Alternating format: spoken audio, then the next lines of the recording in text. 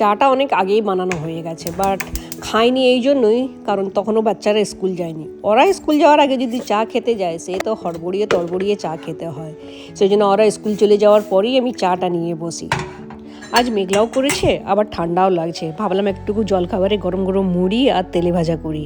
তেলে ভাজার জন্য অলরেডি সবজি কাটাই ছিল, কারণ সানডে বন্ধু এসেছিলো তো এক্সট্রা সবজিগুলো সেগুলো রেখে দিয়েছিলাম ফ্রিজেই। তো কোনো ঝামেলা নেই, দেখলাম একটু বেসন দিয়ে মাখিয়ে পকোড়ি বানিয়েই নিলাম। আর মুড়িটাও একটু গরম করতে হলো, কারণ সেদিন রাজা মুড়িটা ইন্ডিয়ান স্টোর থেকে নিয়ে এসেছিলো, সেটা একটু মিয়ানো মুড়ি ছিল, তো সেটাকে একটুকু ভেজে কুরকুরা করলাম। বাঁকুড়া জেলার মেয়ে তো মুড়ি একদমই ছাড়তে পারি না। এখানে মুড়ি খেয়ে পোষায় না, একদমই ভালো লাগে না মুড়িগুলো খেতে, কিন্তু কি করব, মাঝে সাঝে এরকম ওয়েদারে মুড়িটা তো একটু খেতে মন যায়, রাইট? সেই জন্যই নিয়ে আসি। তো যেরকমই মুড়ি নিয়ে আসি একটুকু সর্ষের তেল দিয়ে ভেজে নিলে মুড়িটা একটু খেতে ভালো লাগে। সেই জন্যই জেনারেলি আমি মিয়ানো থাক বা না থাক মুড়িটা আমি এরকম ভেজে নিই। শশা ছিল না তাই লাল মূলো দিয়েই খাচ্ছি। লাল মূলোটাও খেতে খুব ভালো লাগে, এশিয়ান স্টোর থেকে নিয়ে এসেছিলাম, বেশ ভালো মূলো ছিল।